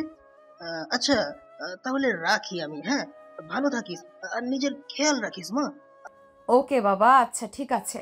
এই বলে প্রিয়াঙ্কা ফোন রেখে দিল। আর সেদিন রাতে আশিকের বাবা প্রিয়াঙ্কার বাবার জন্য তাদের বাড়িতে গাড়ি পাঠিয়ে দেয়। প্রিয়াঙ্কার বাবা পরের দিন সকালে ঢাকার উদ্দেশ্যে রওনা দেয়। ঢাকায় এসে পৌঁছাতে বিকেল 3টার মতো বেজে যায়। প্রিয়াঙ্কার বাবা গাড়িতে করে সোজা আশিকদের বাড়িতে চলে গেল। ওদিকে প্রিয়াঙ্কার ডিউটি শেষ হলো বিকেল 4টায়। তখনই প্রিয়াঙ্কা তার বাবাকে ফোন দিল। আসসালামু আলাইকুম বাবা, তুমি কোথায় আছো? এখনো এসে পৌঁছাওনি? আরে মা, আমি তো আরো প্রায় ঘন্টাখানেক আগে চলে এসেছি। ভাবছিলাম তোকে ফোন দেব, কিন্তু তুই ডিউটিতে আছিস, তাই তোকে আর ফোন করা হয়নি। তাহলে তুমি এতক্ষণ ধরে কোথায় আছো? আমাকে ফোন করনি কেন? বাসার চাবি তো আমার কাছে। আসলে মা, আমি তোকে বলেছিলাম না তোর আঙ্কেলের কথা, আমি তাদের বাসাতে এসে উঠেছি। ওরা তো আমাকে সোজা এখানে নিয়ে চলে এসেছে, তাই তোকে আর ফোন করা হয়ে ওঠেনি। মানে আমি বুঝলাম না, আমি তোমার মেয়ে, আমি তোমার কাছের মানুষ, নাকি ওরা? আমি তো সেটাই বুঝতে পারছি না। তুমি আমার বাসায় আসবে, আগে আমার সঙ্গে দেখা করবে, সেটা না করে তুমি অন্য আরেকজনের বাসায় চলে গিয়েছো কেন? তখনই আশিকের বাবা প্রিয়াঙ্কার বাবার কাছ থেকে ফোনটা নিলেন। আর তারপর তিনি নিজেই প্রিয়াঙ্কাকে বলতে লাগলেন, দেখো মা, তোমার বাবা এখানে আসতে চাইছে, আমি তাকে জোর করে এখানে নিয়ে এসেছি। সে বলেছিল তোমার বাসায় চলে যাবে, কিন্তু আমি ড্রাইভারকে বলেছি এখানে চলে আসতে। সোনা, তোমাকে একটা কথা বলি, আজ রাতে আমাদের বাড়িতে ডিনারের আয়োজন করা হয়েছে, তুমি ওখানে চলে এসো, সবাই মিলে একসঙ্গে খাওয়া দাওয়া করবো এবং আনন্দ করব। কিন্তু আঙ্কেল। আর কোনো কিন্তু নয় মা, আমি অ্যাড্রেস পাঠিয়ে দিচ্ছি তোমাকে মেসেজে, তুমি এক্ষুনি চলে আসো। বলে আশিকের বাবা ফোনটা কেটে দিলেন। আর কিছুক্ষণের মধ্যেই নিজের বাসার অ্যাড্রেস প্রিয়াঙ্কাকে মেসেজ করে পাঠিয়ে দিলেন। এদিকে প্রিয়াঙ্কাও আর কোনো উপায়ান্তর না দেখতে পেয়ে আশিকদের বাসায় চলে আসলো। প্রিয়াঙ্কা দরজার সামনে দাঁড়িয়ে কলিং বেল চাপ দেয়। তখনই আশিকদের বাসার কাজের মেয়েটা এসে দরজাটা খুলে দিল। প্রিয়াঙ্কা বাড়ির ভিতরে প্রবেশ করে অবাক। এটা তো দেখতে একদম একটা রাজপ্রাসাদের মতো বাড়ি। চারদিক অনেক সুন্দর করে পরিপাটি করে সাজানো, বিশাল ড্রয়িং রুম। আর ঠিক ওই মুহূর্তে আশিক সিঁড়ি দিয়ে নিচে নামছিল বাইরে কোথাও যাবে বলে। প্রিয়াঙ্কাকে দেখে আশিক বলে উঠল, কি ব্যাপার? পুলিশ অফিসার আজ সোজা আমার বাসায় কেন চলে আসলো? আজ তো আমি কোনো ক্রাইম করিনি। প্রেম করলেই কারোর বাসায় কেউ আসতে পারবে, সেটা তো কোনো হাদিসে লেখা নেই। আমার ইচ্ছে হয়েছে তাই এসেছি বাড়ি। আপনার আব্বু কোথায়? আব্বু মনে হয় ওনার নিজের রুমেই আছেন। ওনার রুমে কেউ একজন গেস্ট এসেছে, ওনার রুম, উনি ওনার সঙ্গে কথা বলছেন। তবে এটা জানা হলো না আপনি কেন এসেছেন। আমার সব প্রশ্নের উত্তর সবাইকে দিতে আমি সব প্রশ্নের উত্তর সবাইকে দিতে বাধ্য নই। I hope you better understand what I say. ওই বলে প্রিয়াঙ্কা সেখান থেকে উপরে চলে গেল। আর আশিকের বাবার রুম খুঁজে নিল। এদিকে আশিক বাসা থেকে বের হয়ে তার বন্ধুদের সঙ্গে আড্ডা দিতে চলে আসে ক্লাবে। কিন্তু আশিকের মন পড়ে আছে বাসায়। ওই পুলিশ অফিসার আজ কেন আবার তার বাসায় এসেছে? নিশ্চিত কোনো ঝামেলা পাকাবে, এটা দিয়েই আশিক চিন্তা করছিল। তখনই তার বন্ধু তাকে বলতে লাগলো, কি ব্যাপার দোস্ত, কি হয়েছে? তোকে এমন চিন্তিত দেখাচ্ছে কেন? তুই কি কোনো বিষয় নিয়ে চিন্তায় আছিস? বল। আরে না দোস্ত, সেরকম কোনো ব্যাপার নয়, তবে ব্যাপারটা একটু চিন্তারও। তুই তো জানিস আমাদের থানায় নতুন একজন অফিসার এসেছে, মেয়ে। সেদিন যে আমাকে অ্যারেস্ট করে নিয়ে গিয়েছিল থানায়। ও হ্যাঁ, মনে পড়েছে। কিন্তু এখন কি হয়েছে সেটা বল। ওই মেয়েটা আজ আবার আমাদের বাড়িতে এসেছে বাবার সঙ্গে দেখা করতে। কি যেন এসেছে, আমি সেটাই বুঝতে পারছি না। কাম অন দোস্ত, এতে চিন্তা করার কিছু নেই। যা ইচ্ছা তাই হয়ে যাক না কেন, তোর এত চিন্তা করার কি আছে? ওই মেয়ে যদি তোকে অ্যারেস্ট করে আবারও থানায় নিয়ে যায়, তখন তো আবার তোর বাবাই তোকে ছাড়িয়ে নিয়ে আসবে। তাহলে এত চিন্তা করছিস কেন বল শুনি। ব্যাপারটা সেরকম নয়। বাসায় ঢোকার পরে আমার সঙ্গে তার দেখা হয়েছিল। আমি তাকে জিজ্ঞাসা করেছিলাম, কিন্তু সে আমার কথার কোনো উত্তর দেয়নি। তাই একটু বেশি টেনশন হচ্ছে। আরে ভাই, এসব বালে চিন্তা বাদ দে তো, যা হয় হবে। এত চিন্তা করার কিছু নেই। দোস্ত চল, এখন আমরা এখান থেকে বের হয়ে যাই। আমাদের ক্লাবের পাশেই যে আরেকটা নাইট ক্লাব আছে না, ওখানে আজ রাতে ডিস্কো পার্টি হবে। নতুন নতুন কিছু ডান্সার এসেছে, ওখানে ওদের সঙ্গে মজা করবো রাতে। ওকে ঠিক আছে, চল তাহলে সেখানেই যাই। আমার এসব চিন্তা করতে একদমই ভালো লাগছে না। নিজেকে একটু রিফ্রেশমেন্ট উপহার দিতে চাই। এই বলে আশিক তার বন্ধু সেখান থেকে চলে গেল। ক্লাবে বেশ কিছুক্ষণ সময় কাটানো ইতিমধ্যে ক্লাবের পার্টি শুরু হয়ে গেছে। আশিক আর তার বন্ধুরা ইচ্ছামতো ড্রিঙ্কস করছে, কিন্তু আশিকের মাথা থেকে ওই চিন্তাটা কোনোভাবেই যাচ্ছে না। প্রিয়াঙ্কা কেন তাদের বাড়িতে এসেছে, তাই সে তার বন্ধুদের কোনো কিছু না বলে নাইট ক্লাব থেকে বের হয়ে সোজা বাসায় চলে আসলো। কিন্তু সে এতটাই বেশি ড্রিঙ্ক করে ফেলেছিল যে একদম তালমাতাল অবস্থা। ড্রাইভার তাকে কোনো রকমে বাসা পর্যন্ত নিয়ে আসে। প্রিয়াঙ্কার বাবা আর আশিকের বাবা তিনজনে ড্রয়িং রুমে বসে গল্প করছিল। রাত তখন 12টা। তখনই হঠাৎ করে কলিং বেলের আওয়াজ শুনে আশিকের বাবা উঠে যেতে চাইছিল সেখান থেকে, কারণ তিনি জানেন এই মুহূর্তে তার ছেলে ছাড়া অন্য কেউ আসতে পারে না। আর ঠিক তখনই প্রিয়াঙ্কাকে থামিয়ে দিয়ে বলল, আরে আঙ্কেল, আপনি কোথায় যাচ্ছেন? আপনাকে কোথাও যেতে হবে না, আমি যাচ্ছি। আমি দেখছি কে এসেছে, আপনারা দুজন গল্প করুন। এই বলে প্রিয়াঙ্কা সেখান থেকে উঠে গিয়ে দরজাটা খুলে দিল। আর তখনই দেখতে পেল আশিক একদম মাতাল অবস্থায় রয়েছে। ড্রাইভার তাকে ধরে রেখেছে। কোনো রকম প্রিয়াঙ্কা তখনই রেগে গিয়ে বলতে লাগলো, আর এটা মানুষ নাকি অন্য কিছু, আমি তো সেটাই বুঝতে পারছি না। মানুষ এতটা মাতাল হতে পারে যে নিজের ব্যালেন্স হারিয়ে ফেলে? তখনই পিছন থেকে আশিকের বাবা বলতে থাকে, এর জন্যই আমি তোমাকে বলেছিলাম এখানে আসার কোনো প্রয়োজন নেই। তুমি যাও তোমার বাবার সঙ্গে গিয়ে বোঝো। আমি আশিককে তার রুমে পৌঁছে দিব, তারপর আসছি। কোনো সমস্যা নেই আঙ্কেল, আপনি চান আপনি বাবার সাথে বসে গল্প করুন, আমি আপনার ছেলেকে তার রুমে পৌঁছে দিচ্ছি। এই বলে প্রিয়াঙ্কা আশিকের হাত ধরে তাকে সিঁড়ি দিয়ে উপরে নিয়ে যেতে লাগলো। আর সবটাই আশিকের বাবা আর প্রিয়াঙ্কার বাবা ড্রয়িং রুমে বসে বসে দেখছিলেন। আশিক বারবার মাতাল হয়ে প্রিয়াঙ্কার গায়ের উপরে ঢলে পড়ছিল, কিন্তু তারপরেও প্রিয়াঙ্কা যথেষ্ট শক্তি সামর্থ্যবান একটা মেয়ে। যেহেতু পুলিশের চাকরি করে, তাই তাকে সামাল দিয়ে তার রুম পর্যন্ত নিয়ে আসলো। বিছানার উপর শুয়ে দিয়ে প্রিয়াঙ্কা যেই না সোজা উঠে দাঁড়াতে চাইছিল, তখন আশিক প্রিয়াঙ্কার হাত ধরে একটা টান দিয়ে প্রিয়াঙ্কাকে নিজের বুকের সঙ্গে মিশিয়ে নিল। আর ওই মুহূর্তেই প্রিয়াঙ্কার ঠোঁট দুটো একদম আশিকের দুই ঠোঁটের ভিতর ঢুকে গেল। প্রিয়াঙ্কা কোনো কিছু বুঝে ওঠার আগে আশিক তার দুই ঠোঁটে ইচ্ছে মতো চুমু খেতে লাগলো। প্রায় 2 মিনিট চুমু খাওয়ার পর প্রিয়াঙ্কা নিজের শরীরের সমস্ত শক্তি দিয়ে আশিকের থেকে নিজেকে ছাড়িয়ে নেয়। আর তারপরে রুম থেকে বের হয়ে চলে যেতে চাইছিল। আর ঠিক তখনই পিছন থেকে শুনতে পায়, ওই জান পাখি, চলে যাচ্ছ কেন? তোমার আদর খেতে খুব ইচ্ছে করছে, আসো না, তোমায় একটু আদর করি। তুই এখন মাতাল অবস্থায় আছিস আর আমি তোর বাড়িতে আছি, তাই এখন তোকে কিছু বললাম না। কাল সকাল হোক, তারপর দেখ তোর কি অবস্থা আমি করি। আমাকে এভাবে জড়িয়ে ধরে চুমু খাওয়া, তাই না? তোর ওই ঠোঁটে যদি আমি আগুনের ছ্যাঁকানা দিয়েছি, তাহলে আমার নাম প্রিয়াঙ্কা নয়। এই বলে প্রিয়াঙ্কা দরজাটা বাইরের দিক থেকে আটকে দিয়ে রুম থেকে বের হয়ে চলে গেল। তখনও প্রিয়াঙ্কার বাবা আর আশিকের বাবা দুজনে ড্রয়িং রুমে বসে আছে। প্রিয়াঙ্কা একটা দীর্ঘশ্বাস ছেড়ে আশিকের বাবাকে বলতে লাগলো, জানেন কেন জানি না, আমার সত্যিই এটা মনে হচ্ছে যে একটা সন্তানের জীবনে তার বাবার চাইতে মায়ের গুরুত্বটা অনেক বেশি। কারণ মায়ের তত্ত্বাবধানে থাকা সন্তানগুলো আদর শাসন সবটাই পায়, কিন্তু বাবার তত্ত্বাবধানে থাকা সন্তানগুলো শুধু আদরটাই পেয়ে থাকে, শাসনটা সেরকমভাবে তাদের পাওয়া হয়ে ওঠে না। আমি জানি না তুমি এই কথাগুলো কেন বলছো, কিন্তু আমি কি করব বলো শুনি? আমার কি বা করার আছে? তো ব্লাড ক্যান্সারের তোমার আন্টি মারা যাওয়ায় অনেক চেষ্টা করেছিলাম তাকে বাঁচিয়ে রাখার জন্য, কিন্তু শেষমেশ সেটা আর সম্ভব হয়ে ওঠেনি। তারপর থেকে সংসার, ব্যবসা আর সন্তান তিনটাকে এক হাতে সামলে দিয়েছি। সৎ মা ঘুরে আসলে আমার ছেলেকে অবহেলা অনাদরে বড় হতে হবে, তাই চিন্তা করে দ্বিতীয় বিয়েও করিনি। আমি জানি আঙ্কেল, আমি সবটাই বুঝতে পেরেছি। তবে আপনাকে শুধু আমার একটা কথাই বলার, আল্লাহ আমাদের জন্য যেটা লিখে রেখেছেন সেটাই হবে, আজ না হোক কাল। আল্লাহ সিদ্ধান্ত মেনে নেওয়া ছাড়া আমাদের আর কিছুই করার নেই। এই বলে প্রিয়াঙ্কা সেখান থেকে উঠে চলে গেল। আর এদিকে প্রিয়াঙ্কার বাবা আর আশিকের বাবা তখনও সেখানে বসে বসে গল্প করছে। কথার চলে হঠাৎই প্রিয়াঙ্কার বাবা আশিকের বাবাকে বলে ওঠে, দোস্ত তুই আবার আমার কথায় কিছু মনে করিস দোস্ত তুই আবার আমার কথায় কিছু মনে করিস না। তোকে একটা কথা বলি শোন, প্রত্যেকটা ছেলের নষ্ট হওয়ার পিছনে যেমন কোনো নারীর অবদান থাকে, তেমনি ওই ছেলে খারাপ পথ থেকে বেরিয়ে আসার জন্যও কিন্তু একজন নারী প্রয়োজন, বুঝলি? হ্যাঁ, আমি জানি। আর তুই কেন এই কথাটাই বলছিস আমি সেটাও জানি, কিন্তু কি করব আমি বল?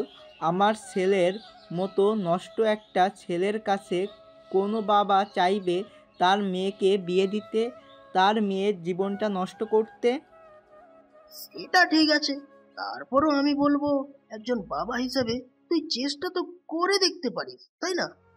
দোস্ত তুই বলছিস বলে বলছি না, আমি এই জন্যই তোকে খবর দিয়ে এখানে ডেকে পাঠিয়েছি।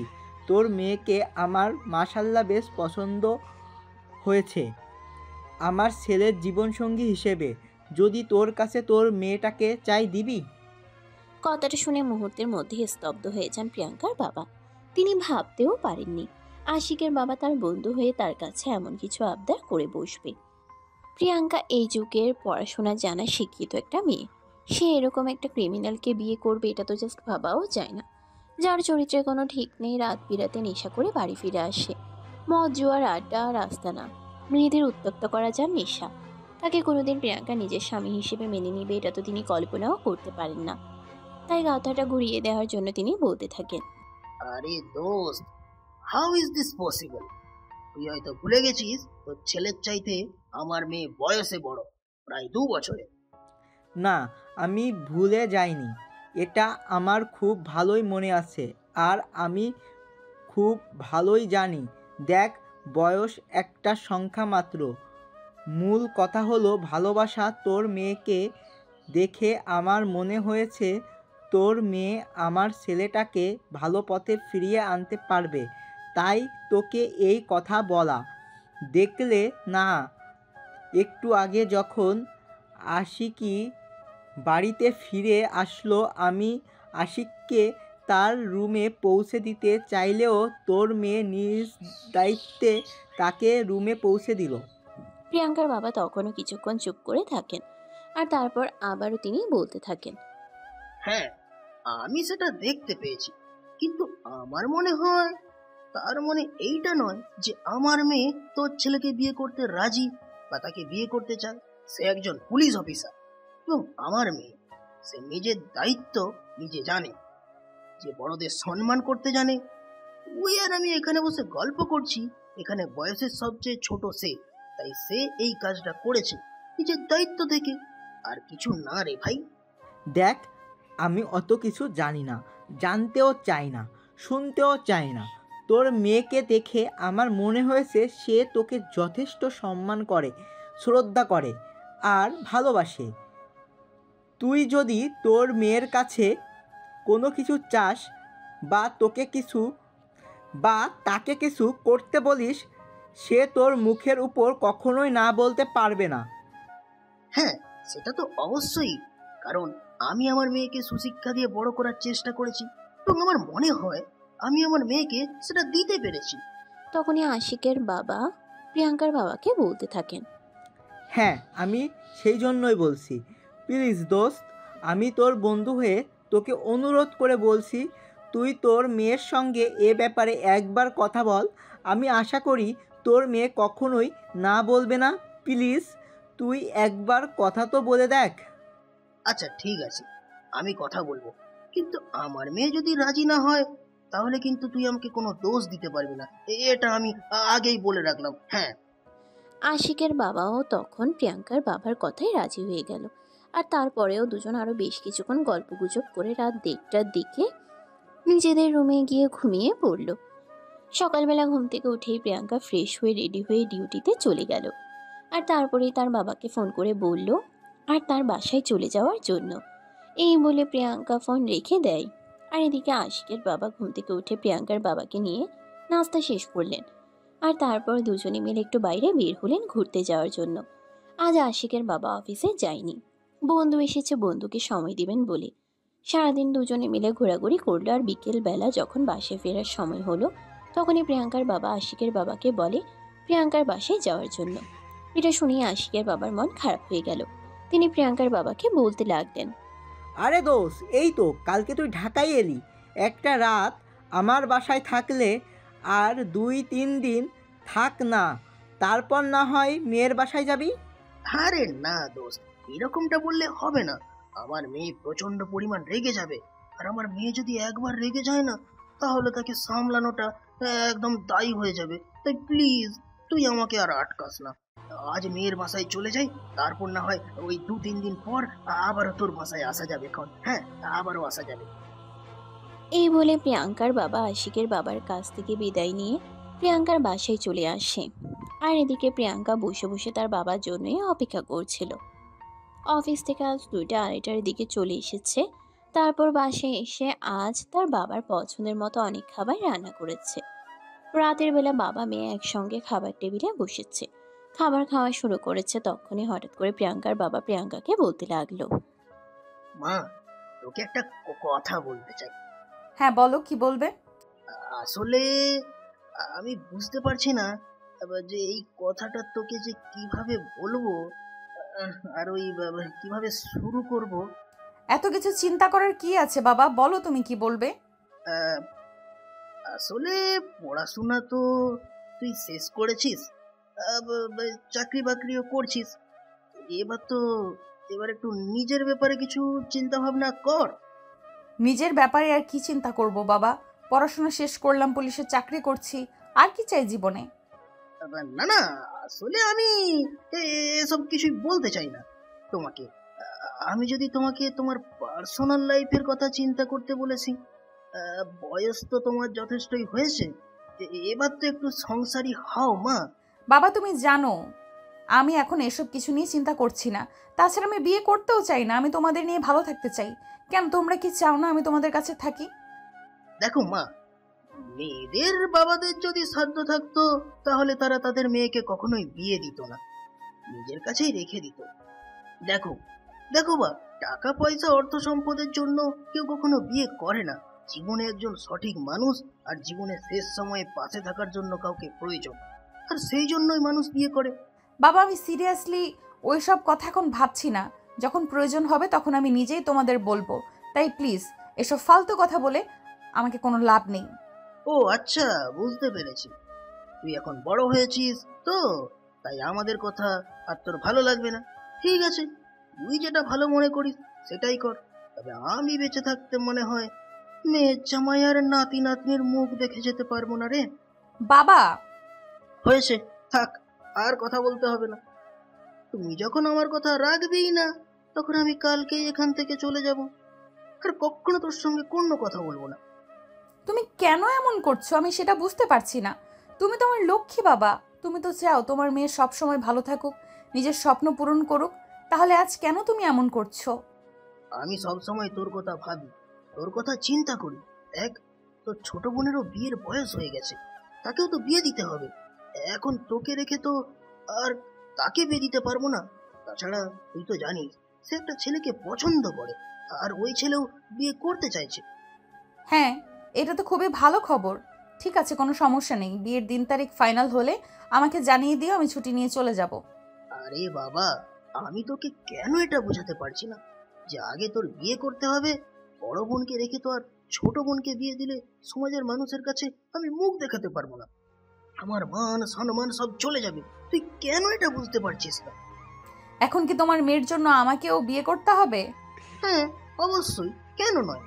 আগে তোকে বিয়ে দেব, তারপর তোর বোনকে বিয়ে দিয়ে দেব। তখন প্রিয়াঙ্কা বেশ কিছুক্ষণ চুপ করে থাকে, আর তারপর হতাশ হয়ে একটা দীর্ঘশ্বাস ফেলে বলতে থাকে, আচ্ছা ঠিক আছে, আমি রাজি, তুমি ব্যবস্থা করো। আর হ্যাঁ, একটা কথা বলে রাখি, বিয়ের আগে ছেলের ব্যাপারে একটু ভালোভাবে খোঁজ খবর নিয়ে নিও। বিয়ের পর যদি আমি জানতে পারি ওই ছেলের চরিত্রের সমস্যা আছে, তাহলে যে ওই ছেলের কী অবস্থা আমি করব সেটা তো তুমি খুব ভালো করেই জানো। হ্যাঁ, আমি খুব ভালো করেই জানি সেটা। তবে আমার অপরিচিত কারোর সঙ্গে তোমাকে আমি বিয়ে দেব না। আমার চেনা চেনা আছে এমন একজন ছেলের সঙ্গে তোমাকে বিয়ে দেব, তাই তোমার চিন্তার কোনো কারণ নেই। মানে তুমি কার কথা বলতে চাইছো? আমি কিছু বুঝতে পারছি না। তখনই প্রিয়াঙ্কার বাবা আশিকের ব্যাপারে প্রিয়াঙ্কার সঙ্গে কথা বলেন। আশিকের কথা শুনে প্রিয়াঙ্কার মেজাজ একদম গরম হয়ে গেল। সে একটু রাগী দৃষ্টি নিয়ে তার বাবার দিকে তাকিয়ে বলতে লাগলো, আমি বুঝতে পারছি ওই লোকটা তোমার মাথায় এসব গোবর মার্কা বুদ্ধি দেওয়ার জন্যই তোমাকে ওই বাড়িতে ডেকে নিয়েছিল, তাই না? তুমি ভাবলে কি করে ওর মতো একটা ক্রিমিনালকে আমি বিয়ে করব? তখনই প্রিয়াঙ্কার বাবা প্রিয়াঙ্কাকে রিকোয়েস্ট করতে থাকেন, আর এটা বলতে থাকেন তার বন্ধুকে তিনি কথা দিয়েছেন প্রিয়াঙ্কাকে তার ছেলের সঙ্গে বিয়ে দেবেন। এখন যদি তিনি নিজের কথা রাখতে না পারেন, তাহলে বন্ধুর সামনে তাকে ছোট হতে হবে। এই বলে তিনি অসহায় দৃষ্টিতে মেয়ের দিকে তাকিয়ে থাকেন। বেশ কিছুক্ষণ চুপ করে থাকার পর প্রিয়াঙ্কা বলে, বাবা, তুমি একটা রিক্সাওয়ালার সঙ্গে আমার বিয়ে ঠিক করতে, তাও আমি মুখ বুজে তাকে মেনে নিতাম। কিন্তু এই ছেলেটাকে আমি কিভাবে মেনে নিব তুমি সেটাই বলো। যার কোনো কিছু ঠিক নেই, তুমি বলো আমি কিভাবে তার সঙ্গে সংসার করব? দেখো মা, পৃথিবীতে সব মানুষই পারফেক্ট হয় না। পৃথিবীর সবাই যদি পরিপূর্ণ হতো, তাহলে খারাপ মানুষ বলে তো কিছুই থাকতো না। তুই ওকে বিয়ে কর, ওকে তুই দায়িত্ব নিয়ে মানুষ কর। দেখ মা, আশিক ছেলেটা ছোটবেলায় তার মাকে হারিয়েছে। বাবার ভালোবাসাও সেভাবে তার পাওয়া হয়ে ওঠেনি, কারণ তার বাবা একা মানুষ, সবকিছু একা হাতে সামলিয়েছেন। তাই আমি জানি এবং মানি, একটা ছেলে মানুষের জীবনে যদি ভালোবাসার ছোঁয়া আসে, তাহলে সে নিজেকে পরিবর্তন করে নিতে বাধ্য হয়। আচ্ছা ঠিক আছে, তুমি যখন এত করে বলছো, তাই আমি শুধু তোমার কথা রক্ষা করার জন্য ছেলেটাকে বিয়ে করতে রাজি। তবে আমার 1 বছর চেষ্টা করব, তারপর যদি না পারি তাহলে আমি নিজেই ডিভোর্স দিয়ে চলে আসব। তখন কিন্তু তুমি আমাকে কোনোভাবেই ওই ছেলের সঙ্গে থাকার জন্য রিকোয়েস্ট করতে পারবে না। আচ্ছা ঠিক আছে, আমি তো শর্তে রাজি। এই বলে প্রিয়াঙ্কার বাবা খাওয়া দাওয়া শেষ করে ঘুমিয়ে পড়েন।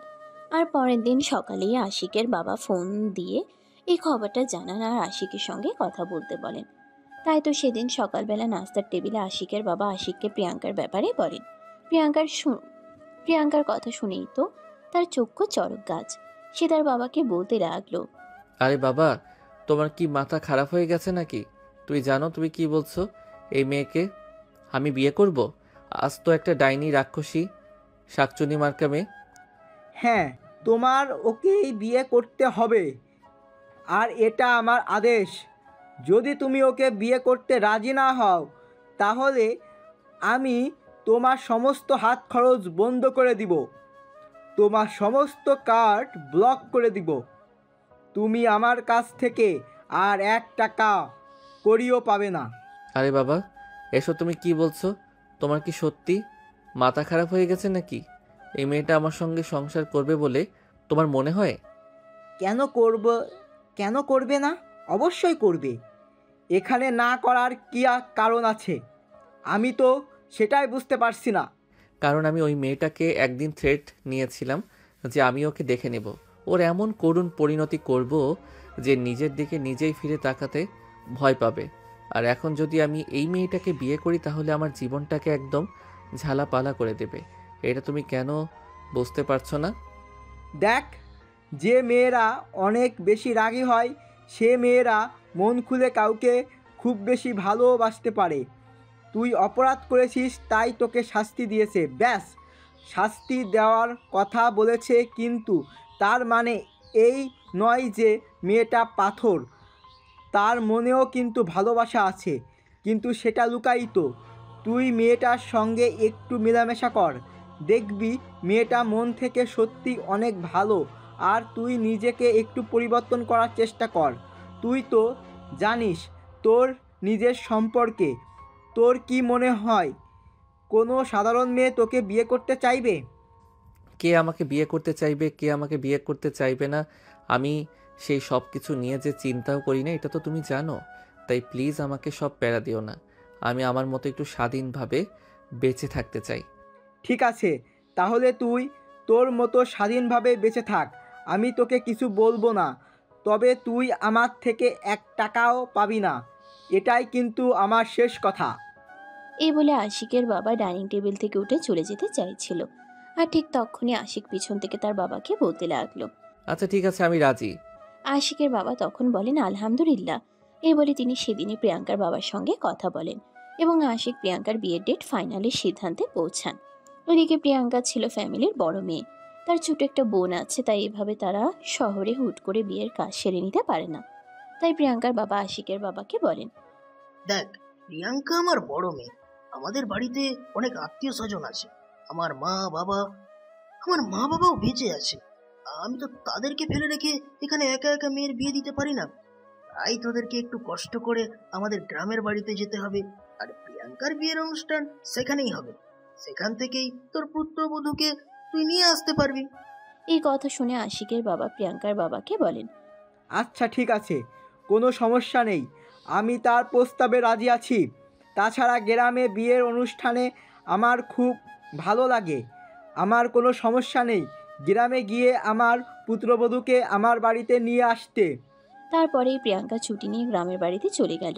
আর 3 দিনের মধ্যেই তাদের বিয়ের সমস্ত আনুষ্ঠানিকতা শেষ করে প্রিয়াঙ্কাকে বউ সাজিয়ে নিজের গাড়িতে নিয়ে আসে আশিক। এদিকে আশিকদের বাড়ি শহরে, তো আশিক শহরে পরিবেশের বড় হয়েছে, তাই গ্রামের পরিবেশে বিয়ের অনুষ্ঠান তার সেরকম একটা ভালো লাগেনি। তাই সে সিদ্ধান্ত নিয়েছে শহরের বাড়িতে বিশাল বড় করে ধুমধাম করে বিয়ের অনুষ্ঠানের আয়োজন করবে। তার বাবাও তার কথাই রাজি হয়ে যায়, কারণ একমাত্র ছেলের বিয়ে বলে কথা। তাছাড়া তিনি শহরে যথেষ্ট অনেক বড় বড় লোকদের সঙ্গে তার চেনা জানা আর পরিচয় আছে। তাই তিনি ছেলের বিয়েতে নিজের পরিচয় সবাইকে ইনভাইট করতে চান। সে আশা মনে নিয়েই ছেলের বিয়ের অনুষ্ঠানের আয়োজন করেন। এদিকে রাত 11টা বাজে। প্রিয়াঙ্কা আশিকের রুমে নতুন বউয়ের সাথে বসে আছে। আশিকের রুমটা আজ আরো অনেক বেশি সুন্দর লাগছে, কারণ সারা রুম কাঁচা ফুল দিয়ে সাজানো হয়েছে। ফুলের গন্ধে সারা রুম মোমো করছে। বেশ কিছুক্ষণ পরেই আশিক রুমে প্রবেশ করে, আর তারপরে মাথা থেকে পাগড়িটা খুলে রেখে ওয়ার্ড্রপে ড্রয়ার খুলে একটা সিগারেটের প্যাকেট হাতে নেয় আর একটা লাইটার। তখনই প্রিয়াঙ্কা বিছানা থেকে নেমে এসে খপ করে তার হাত থেকে সিগারেটের প্যাকেটটা ছিনিয়ে নেয় আর বলতে থাকে, কই হারামজাদা, তোর কত বড় সাহস! আমি তোর সাহস দেখে অবাক না হয়ে পারছি না। আমি একজন পুলিশ অফিসার, তারপর এখন তোর বিয়ে করা বউ তোর রুমের ভেতরে বসে আছি, আর তুই আমাকে রেখে কিভাবে সাহস পেলি সিগারেটের প্যাকেট নিয়ে বাইরে গিয়ে সিগারেট খাওয়ার? আরে পাগল নাকি, মাথা খারাপ? আমার রুমের ভিতরে আমি যা ইচ্ছে তাই করবো, এতে আমি কারোর কোনো সমস্যা হলে সেটা দেখতে পারবো না। আর হ্যাঁ, এই যে মিস, শোনেন, আমি শুধু আমার বাবার কথাই আপনাকে বিয়ে করেছি, কিন্তু তার মানে এই নয় যে আপনি আমার ব্যক্তিগত জীবনে হস্তক্ষেপ করবেন আর আমি সেটা মুখে বলছি সহ্য করে নেব। ও আচ্ছা, তাই বুঝি। তাহলে তোর কেন এরকমটা মনে হলো আমি একজন পুলিশ অফিসার হয়ে তোর মতো একটা ছেলেকে বিয়ে করেছি, আর তার উপর আবার তোর এই সব কিছু আমি সহ্য করব? এটা তুই ভাবলি কি করে বল তো শুনি? এখানে এত কিছু ভাবাভাবির কি আছে? আমি তো সেটাই বুঝতে পারছি না। আপনাকে বিয়ে করেছি ঠিক আছে, কিন্তু তার মানে এই নয় আমি আমার জীবনের উপর আপনাকে অধিকার খাটাতে দেব। আচ্ছা ঠিক আছে, আমিও শুধু আমার বাবার কথাতেই তোকে বিয়ে করেছি। এখন আমিও তাহলে দেখে নিব তুই কিভাবে আমার সামনে দাঁড়িয়ে আমার ইচ্ছের মতো চলাফেরা না করে তোর ইচ্ছে মতো চলাফেরা করতে পারিস। আর তুই মিস কাকে বললি? আমি তোর বিয়ে করা বউ। তোর নামটা কি যেন? আশিক চৌধুরী, তাই না? আজ থেকে আমি প্রিয়াঙ্কা থেকে প্রিয়াঙ্কা চৌধুরী হয়ে গেলাম। দেখুন, এসব ফালতু আমার একদম ভালো লাগছে না। আমাকে এখন সিগারেট খেতেই হবে। আজ শুধু বিয়ে করেছি বলে ড্রিঙ্কস করছি না, তবে সিগারেট থেকে আমাকে কেউ আটকে রাখতে পারবেন না। ভালো চান তো সিগারেটের প্যাকেটটা দিয়ে দিন। আমি ভালো কিছু চাই না, আমি চাই তো খারাপ কিছু হোক, কারণ আজ তোর সঙ্গে আমার বিয়ে হয়েছে। আজ আমাদের বাসর রাত। আজ সারা রাত তুই আমার সঙ্গে সময় কাটাবি, আমাকে আদর করবি, ভালোবাসা দিবি যত্ন করে। আমি তোর ওই 2 চোখে ইচ্ছা মতো চুমু খাবো, আর তুই সেটা না করে তুই সিগারেটের প্যাকেট চাইছিস। তুই ভাবলি কি করে আমি তোকে এই মুহূর্তে সিগারেট খেতে দেব? দেখুন, আপনি আমার দরজার পরীক্ষা নেবেন না।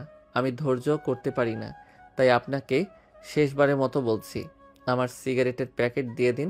আমাকে সিগারেট খেতেই হবে, তা না হলে আমার মাথা ঠিক থাকে না। ও আচ্ছা, তাই বুঝি।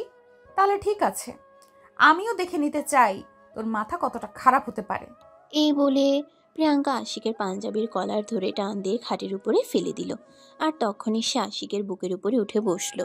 এটা দেখে আশিক প্রিয়াঙ্কাকে নিজের থেকে সরানোর জন্য বলতে লাগলো, আরে এটা আপনি কি করছেন?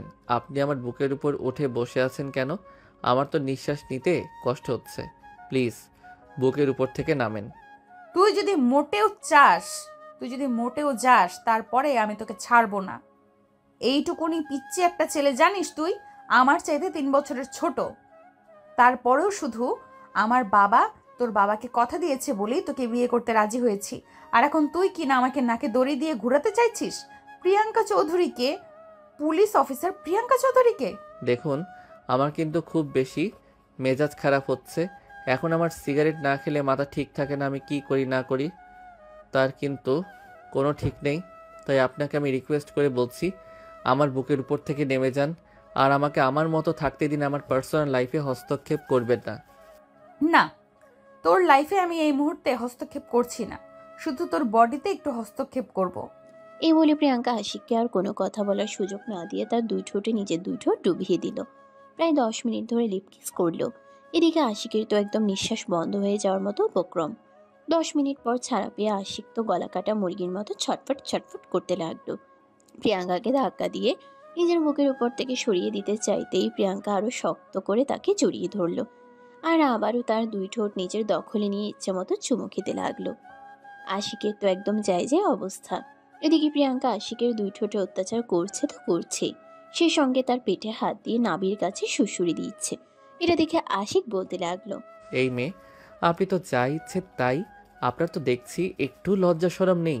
আপনি একটা মেয়ে মানুষ হয়ে আমার শরীরে এইভাবে হাত দিচ্ছেন, আপনার বুঝি একটু লজ্জা করে না? আরে লজ্জা কেন করবে? আমি তো সেটাই বুঝতে পারছি না, এখানে লজ্জা করার কি আছে?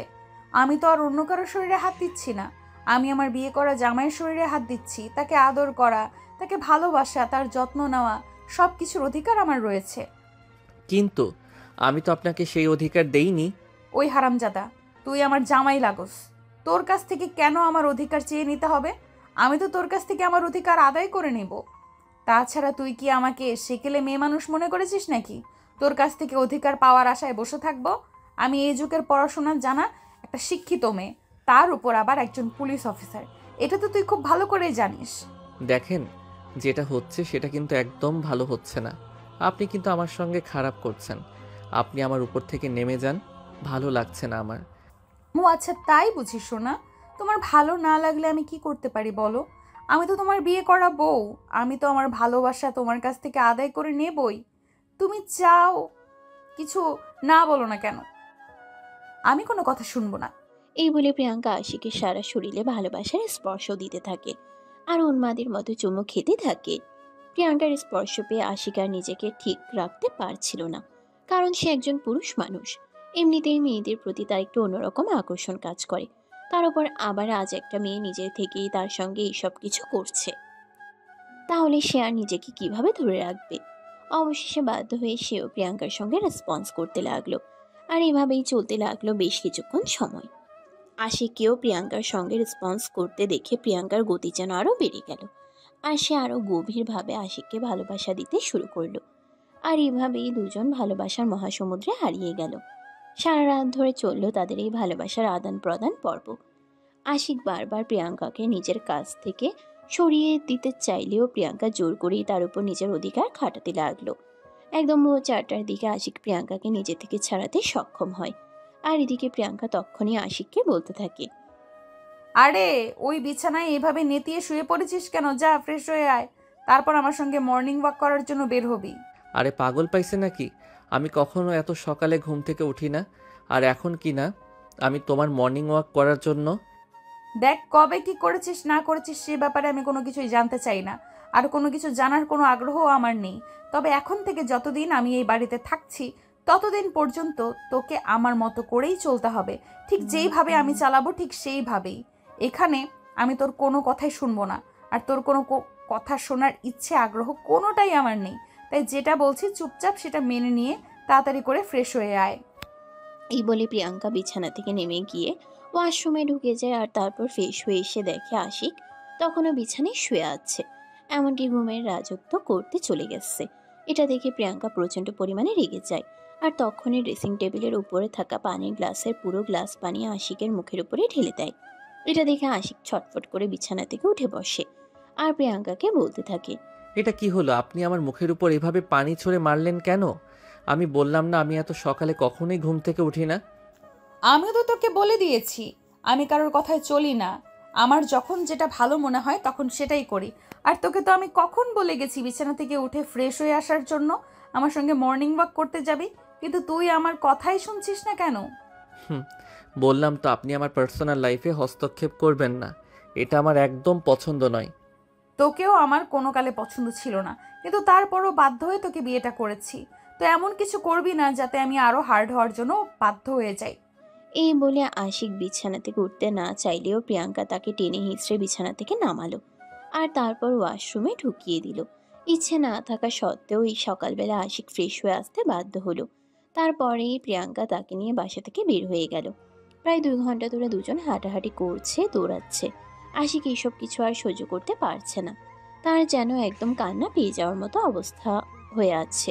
প্রিয়াঙ্কাকে বলতে লাগলো, প্লিজ এগুলো একবার বন্ধ করুন, আমি আর পারছি না, আমার খুব ক্লান্ত লাগছে, আমি বাসায় যেতে চাই। আরও 20 মিনিট আমি প্রতিদিন 2.5 ঘন্টা ব্যায়াম করি আর তারপরে অন্যান্য কাজ করি, তাই এখন থেকে তোমাকেও আমার সঙ্গে প্রতিদিন 2.5 ঘন্টা করে ব্যায়াম করতে হবে। আমি মাপ চাই, আমাকে দিয়ে এসব কিছু হবে না। প্লিজ আপনি আমাকে এভাবে আর অত্যাচার করবেন না, আমি বাসায় যেতে চাই, আমার খুব টায়ার্ড লাগছে, আর পারছি না আমি। 25 মিনিট। আরে কি শুরু করেছেন আপনি? 30 মিনিট, এখন পুরো 30 মিনিট আমার সঙ্গে থাকতে হবে। আমি তো বললাম বেশি কথা বলা আমি একদম পছন্দ করি না, কিন্তু তারপরও কেন বারবার আমার মুখের উপর এত কথা বলস? এখন যদি আবার কথা বলস তাহলে আরও 5 মিনিট অ্যাড হবে। প্রিয়াঙ্কার এই কথা শুনে আশিকের মুখ একদম বাংলার পাঁচের মতো হয়ে গেল। চেহারাটা জাস্ট দেখার মতো ছিল। আশিক আর কোনো কথা বলল না, কারণ সে খুব ভালোভাবেই বুঝতে পারলো এখানে কথা বলা মোটেও নিরাপদ নয়। এখানে কথা বললেই বিপদে পড়তে হবে, তাই সবচাইতে ভালো হয় মুখ বন্ধ রাখা। তাই আশিক মুখ বন্ধ রেখে প্রিয়াঙ্কার সঙ্গে আবারও ব্যায়ামে যোগ দিল। এভাবেই প্রায় সকাল 8টার মতো বেজে গেল আর তারপরে প্রিয়াঙ্কা আর আশিক দুজনে বাসায় ফিরে আসলো। আশিক বাসায় এসে সোজা বেডরুমে চলে গেল আর বিছানায় শুয়ে লম্বা একটা ঘুম দিল। এদিকে প্রিয়াঙ্কা বাসায় আসা মাত্রই কিচেনে ঢুকে গেল নিজের হাতে সবার জন্য নাস্তা বানানোর জন্য। যদিও বাসায় কাজের মেয়ে প্রতিদিন সবার জন্য নাস্তা বানায়, কিন্তু প্রিয়াঙ্কা কাজের মেয়েকে কাল রাতেই সবকিছু বলে রেখেছিল এখন থেকে বাসার সব কাজ সে নিজের হাতেই সামলাবে। তাই সকালবেলা কাজের মেয়ে সবকিছু শুধু গুছিয়ে রেখেছিল আর কোনো রান্নাবান্না করেনি। প্রিয়াঙ্কা বাসায় আসার পর প্রিয়াঙ্কা নিজের হাতে সবার জন্য নাস্তা বানায় আর তারপরেই সবাইকে ঘুম থেকে ডেকে তুলে। এদিকে প্রিয়াঙ্কার শ্বশুর মশাই তো প্রথম দিন শ্বশুর বাড়িতে এসে প্রিয়াঙ্কা সবার জন্য নিজের হাতে নাস্তা বানিয়েছে। এটা দেখে একদমই অবাক হয়ে প্রিয়াঙ্কাকে বলতে থাকেন, আরে বৌমা, তুমি কেন সকালবেলা ঘুম থেকে উঠে সবার জন্য নাস্তা বানাতে গেলে? বাড়িতে তো কাজের মেয়ে আছে, তাছাড়া ওদের তো রাখাই হয়েছে তোমার বাড়িতে কাজ করার জন্য। হ্যাঁ বাবা, বাড়িতে তো অনেক কাজ আছে, এখন থেকে না হয় রান্নাটা আমি নিজের হাতেই করব। তাছাড়া শ্বশুরবাড়ির মানুষের জন্য নিজের হাতে রান্না করতে আমার মন্দ লাগবে না। এখন থেকে বাড়ির সবার জন্য আমি নিজের হাতে রান্না করব। বৌমা, তুমি সারাদিন অফিস করবে, তারপর আমার ছেলেকে সামলাবে, তারপর আবার সংসার সামলাতে পারবে তো? বাবা আপনি কোনো চিন্তা করবেন না, মেয়েরা সব পারে। মেয়েরা হলো মায়ের জাত, তাদের 2টো হাত দেখা গেলেও তারা 2 হাতে 10 হাতের কাজ সামলাতে পারে। তাই আপনার চিন্তার কোনো কারণ নেই, আমি অফিস সংসার দুটোই একসঙ্গে সামলাতে পারবো। এই বলে প্রিয়াঙ্কা তার শ্বশুরের প্লেটে নাস্তা তুলে দিল আর তারপরে সে নিজেদের রুমে চলে গেল আশিককে ঘুম থেকে ডেকে তোলার জন্য। কিন্তু আশিক চোখ মেলে তাকাতে পারছে না, তার প্রচন্ড ঘুম পাচ্ছে। আশিক, ওই আশিক, ঘুম থেকে ওঠ, আমি সবার জন্য নাস্তা বানিয়েছি, সবাই একসঙ্গে নাস্তা করব। আসো বাবা, সবাই মিলে নাস্তা করব, সবাই অপেক্ষা করছে। আরে আমি পারবো না এখন নাস্তা করতে, আমার নাস্তা করা চাইতে ঘুমানোটা সবচাইতে বেশি জরুরি। আমাকে এখন ঘুমাতে হবে প্লিজ। এভাবে আমাকে ডাকাডাকি করো না। আমি আরেকটু ঘুমাতে চাই, আমার একটু ভালো লাগছে না, প্লিজ এখান থেকে চলে যাও। দেখো, একদম আমার মেজাজ খারাপ করবে না। আমি সকালবেলা না ঘুমিয়ে এত কষ্ট করে সবার জন্য নাস্তা বানিয়েছি, আর এখন তুমি কিনা বলছো তুমি এখন নাস্তা খেতে পারবে না? কিছুক্ষণ পরে নাস্তা ঠান্ডা হয়ে যাবে। আমি তোমার কোনো কথা শুনবো না, চুপচাপ চলে আসো। এই বলে প্রিয়াঙ্কা আশিককে টানতে টানতে বিছানা থেকে নামিয়ে দাঁড় করালো, আর তারপর তাকে আবার নাস্তার টেবিলে নিয়ে গেল। আশিক ঘুমের ঠেলায় চোখ খুলতে পারছে না। প্রিয়াঙ্কা তাকে টেবিলে বসিয়ে দিল। তখনই আশিকের বাবা বলতে লাগলো, বৌমা, ও তো চেয়ারে বসে বসে ঘুমাচ্ছে, তুমি ওকে এখানে কেন নিয়ে এসেছো? তোমার কি মনে হয় ও এখন ঘুম থেকে উঠবে? আপনি কোনো চিন্তা করবেন না বাবা, কুকুরের লেজ কিভাবে সোজা করতে হয় সেটা আমার খুব ভালো করেই জানা আছে, তাই আপনার চিন্তার কোনো কারণ নেই। আপনি নাস্তা করুন, ওর ব্যাপারটা আমি দেখছি। এই বলে প্রিয়াঙ্কা জগ থেকে একটু পানি নিয়ে ওটা আশিকের চোখের উপরে ছিটিয়ে দিল। আশিক একটু নড়েচড়ে উঠল আর বলতে লাগলো, আমি বুঝতে পারছি না আমার উপরে এগুলো কোন ধরনের অত্যাচার শুরু করা হয়েছে, কেন হচ্ছে আমার সঙ্গে এরকম। এই যে মহাশয়, সকালবেলা আমি এত কষ্ট করে নাস্তা বানালাম আর আপনি এখানে পড়ে পড়ে ঘুমাবেন? এটা তো হতে পারে না। আগে নাস্তাটা খেয়ে নিন, তারপর রুমে গিয়ে যতক্ষণ ইচ্ছা ঘুমান, আমি আপনাকে কিছুই বলবো না, কিন্তু আমি আমার পরিশ্রমের ফসল বৃথা যেতে দেব না। এই বলে আশিকের দিকে তার প্লেট বাড়িয়ে দিল। আশিকও তখন বাধ্য হয়ে ঘুম ঘুম চোখ নিয়ে নাস্তা খেতে লাগলো। নাস্তা শেষ হলে আশিক আবার গিয়ে রুমে শুয়ে ঘুমিয়ে পড়ল। আর এদিকে সেদিন ছিল তাদের বৌভাতের অনুষ্ঠান। আপনাদেরকে তো আগেই বলা হয়েছে, আশিকের বাবা নিজের একমাত্র ছেলের বিয়ে বলে কথা। মহা ধুমধামের সঙ্গে তিনি এই অনুষ্ঠান করতে চান। কিছুক্ষণের মধ্যেই পার্লার থেকে মেয়েরা চলে আসে প্রিয়াঙ্কাকে সাজানোর জন্য। যদিও প্রিয়াঙ্কা এত ভারী ভারী সাজ গহনা মেকআপ পছন্দ করে না, কিন্তু তারপরেও বিয়ে বলে কথা, আজ তো একটু সাজতেই হবে। এদিকে কিছুক্ষণের মধ্যেই তার শ্বশুর মশাই তার রুমে এসে একটা গিফটের প্যাকেট প্রিয়াঙ্কার দিকে বাড়িয়ে দিয়ে বলতে থাকে, বৌমা, এটা স্পেশালি তোমার জন্য আমি লন্ডন থেকে আনছি। গতকাল পৌঁছাতে দেরি হয়ে গিয়েছিল, তাই তোমাকে দেওয়া হয়নি। একটু আগে পার্সেলটা হাতে পেলাম, খুলে দেখো, আশা করি তোমার ভালো লাগবে। এই কথা শুনে প্রিয়াঙ্কা তার শ্বশুর মশাইয়ের হাত থেকে গিফটের প্যাকেটটা নিল। আর গিফটের প্যাকেট খুলে তো একদম অবাক। এটা তো কোটি টাকার ডায়মন্ড নেকলেস। প্রিয়াঙ্কা অবাক হয়ে তার শ্বশুরের দিকে তাকিয়ে আছে। তখনই তার শ্বশুর তাকে বলতে লাগলো, অবাক হওয়ার কিছু নেই বৌমা, তুমি আমার একমাত্র পুত্রবধূ, আর আমি আমার পুত্রবধূর জন্য এইটুকু তো করতেই পারি। তোমার শাশুড়ি মা বেঁচে নেই, যদি তিনি থাকতেন তাহলে হয়তো তোমাকে তার পছন্দ মতো শাড়ি গয়না দিয়ে সাজিয়ে আনতো। আমি শ্বশুর হিসেবে এইটুকু দায়িত্ব তো নিজের ঘাড়ে তুলে নিতেই পারি। বলো, গহনাটা কি তোমার পছন্দ হয়েছে? পছন্দ হয়েছে মানে? আমার অনেক পছন্দ হয়েছে বাবা, আপনার রুচি আছে বলতে হয়। হ্যাঁ, সেটা তো অবশ্যই, সেই জন্যই তো তোমাকে আমি আমার পুত্রবধূ হিসেবে পেয়েছি। তা না হলে কি আর তোমার মতো একটা সুন্দরী মেয়েকে নিজের পুত্রবধূ বানাতে পারতাম? কথাটা শুনে প্রিয়াঙ্কা একটু লজ্জা পায় আর মুচকি হাসি দিয়ে নিজের মাথাটা নিচু করে নেয়। প্রিয়াঙ্কার মাথায় হাত রেখে আশিকের বাবা তখন বলতে থাকেন, লজ্জা পাওয়ার কিছুই নেই বৌমা, আমি তোমার আরেকটা বাবা বলতে পারো। তাছাড়া আমার সয় সম্পত্তি যা কিছু রয়েছে সব কিছু তো তোমাদের দুজনেরই। আর সবচেয়ে বড় কথা, আমি আমার জীবনের সবচাইতে মূল্যবান সম্পদটাকে তোমার হাতে তুলে দিয়েছি। তোমার কাছে আমার একটাই চাওয়া, তুমি আমার সেই মূল্যবান সম্পদটাকে দেখে রেখো। প্রিয়াঙ্কা তখন তার শ্বশুর মশাইয়ের হাত দুটো ধরে বলতে থাকে, আপনি কোনো চিন্তা করবেন না বাবা, আমি যখন কোনো একটা দায়িত্ব নেই তখন সেটা যত্ন সহকারেই পালন করি। আর আমি তো আপনার ছেলেকে বিয়ে করেছি, তার বিবাহিত স্ত্রী, তাকে সঠিক পথে ফিরিয়ে নিয়ে আসা আমার দায়িত্ব এবং কর্তব্য।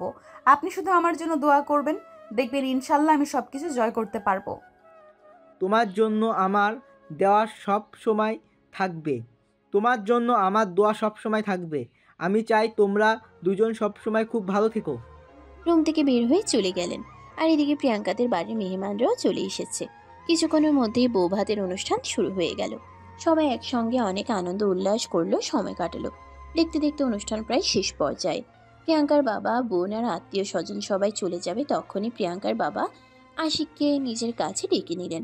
আর তারপরে প্রিয়াঙ্কা আর আশিকের হাত দুটো একত্র করে বলতে লাগলেন, দেখো, তোমাদের কাছে আমাদের আর কিছুই চাওয়ার নেই। শুধু এইটুকু কথা বলি, আমাদের বন্ধুত্বের মর্যাদাটা রেখো, যেন এমন না হয় তোমাদের জন্য আমাদের বন্ধুত্বের সম্পর্ক নষ্ট হয়। এটা মনে রেখো প্লিজ। এই বলে প্রিয়াঙ্কাকে আশিকের হাতে তুলে দিয়ে প্রিয়াঙ্কার পরিবারের সবাই সেখান থেকে চলে গেল। আর এদিকে তখন থেকে প্রিয়াঙ্কার ভীষণ মন খারাপ। রাত 11টা বাজে। প্রিয়াঙ্কা মন খারাপ করে বিছানার উপর বসে আছে। আশিকের রুমে এসে দেখে প্রিয়াঙ্কা কান্না করছে। দরজাটা বন্ধ করে প্রিয়াঙ্কার পাশে এসে বসে আর তারপরেই প্রিয়াঙ্কাকে বলতে থাকে, কে আবার কি হয়েছে? আমার লক্ষ্মী বউটা কান্না করছে কেন? বাড়ির সবার জন্য খুব মন খারাপ করছে। সবাই আমাকে রেখে চলে গেল। 1-2 জন তো থেকে যেতে পারতো। মন খারাপ করে না, আমরা তো কিছুদিন পর তাদের এখানে আবার ঘুরতে যাব, তাহলে মন খারাপ করার কি আছে? কিন্তু তারপরও মেয়ে মানুষের জীবনের নতুন অধ্যায়ের সূচনা হলে পরিবারের মানুষজনদের পাশে থাকাটা খুব জরুরি। আমি তো আছি তোমার পাশে, চিন্তা করো না, সব ঠিক হয়ে যাবে। আর তুমি খুব ভালো থাকবে, শুধু আমার উপর ভরসা রেখো। আমি তো তোমার বাবাকে কথা দিয়েছি তোমাকে ভালোবেসে ভালো রাখবো। আমি আমার কথা রক্ষা করতে যা করতে হয় তাই করব। ও আচ্ছা, তাই বুঝি। তুমি কবে থেকে এতটা দায়িত্ববান হয়ে গেলে? যখন থেকে তোমার জামাই হয়েছি। তাই বুঝি। তাই। এই বলেই আশিক প্রিয়াঙ্কাকে টান দিয়ে নিজের বুকের সঙ্গে মিশিয়ে নিয়ে প্রিয়াঙ্কার চোখের জল মুছে দেয় আর তারপর তার কপালে আলতো করে একটা চুমু এঁকে দেয়। এভাবেই শুরু হয় তাদের দুষ্টু মিষ্টি একটা ভালোবাসার গল্প। সুপ্রিয় ভিউয়ার্স, আমাদের আজকের গল্পটা এই পর্যন্তই ছিল। গল্পটা আপনাদের কাছে কেমন লেগেছে ছোট্ট একটা কমেন্টে জানাবেন। ভালো লাগলে লাইক, কমেন্ট অ্যান্ড শেয়ার করে পাশেই থাকবেন। ধন্যবাদ সবাইকে। আল্লাহ হাফেজ। সমাপ্ত।